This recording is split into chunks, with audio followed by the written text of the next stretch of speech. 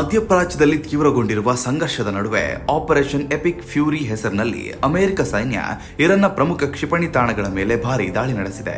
ಈ ಕಾರ್ಯಾಚರಣೆ ಇರಾನ್ನ ಸೈನಿಕ ಸಾಮರ್ಥ್ಯ, ವಿಶೇಷವಾಗಿ ಬ್ಯಾಲಿಸ್ಟಿಕ್ ಕ್ಷಿಪಣಿ ವ್ಯವಸ್ಥೆಯನ್ನು ಕುಗ್ಗಿಸುವ ಉದ್ದೇಶದಿಂದ ಆರಂಭಿಸಲಾಗಿದೆ ಎಂದು ಅಮೆರಿಕ ರಕ್ಷಣಾ ವಲಯ ತಿಳಿಸಿದೆ.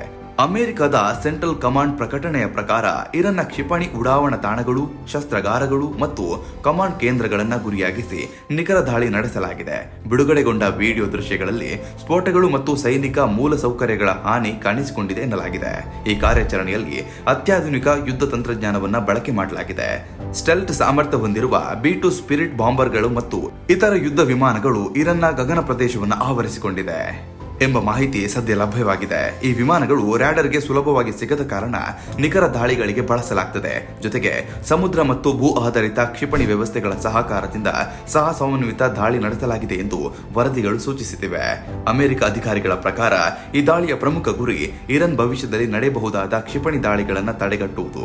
ಕಳೆದ ಕೆಲವು ವಾರಗಳಿಂದ ಇರಾನ್ ಮತ್ತು ಇಸ್ರೇಲ್ ನಡುವಿನ ಉದ್ವಿಗ್ನತೆ ಹೆಚ್ಚಾಗಿದ್ದು, ಅಮೆರಿಕ ತಾಣಗಳ ಮೇಲೂ ಬೆದರಿಕೆ ಉಂಟಾಗಿತ್ತು. ಈ ಹಿನ್ನೆಲೆಯಲ್ಲಿ ಅವಶ್ಯಕತಾ ರಕ್ಷಣಾತ್ಮಕ ಕ್ರಮ ಎಂದು ಅಮೆರಿಕ ಈ ಕಾರ್ಯಾಚರಣೆಯನ್ನು ಸಮರ್ಥಿಸಿದೆ. ಇದಕ್ಕೆ ಪ್ರತಿಯಾಗಿ ಇರಾನ್ ಕೂಡ ಪ್ರತಿದಾಳಿ ನಡೆಸುವ ಸೂಚನೆ ನೀಡಿದೆ. ಕೆಲವು ಪ್ರದೇಶಗಳಲ್ಲಿ ಡ್ರೋನ್ ದಾಳಿ ಮತ್ತು ಕ್ಷಿಪಣಿ ಚಟುವಟಿಕೆಗಳು ಹೆಚ್ಚಾಗಿರುವ ವರದಿ ಕೂಡ ಕೇಳಿಬರ್ತಿದೆ. ಈ ಕಾರಣದಿಂದ ಕೆಲವು ದೇಶಗಳಲ್ಲಿ ವಿಮಾನಯಾನ ಕೂಡ ತಡೆಗಟ್ಟಲಾಗಿದೆ. ಸೈನಿಕ ತಜ್ಞರ ಅಭಿಪ್ರಾಯದಲ್ಲಿ ಆಪರೇಷನ್ ಎಪಿಕ್ ಫ್ಯೂರಿ ಕೇವಲ ಸೀಮಿತ ದಾಳಿಯಲ್ಲ, ಇದು ಬಹು ಆಯಾಮದ ಯುದ್ಧ ಕಾರ್ಯಾಚರಣೆ.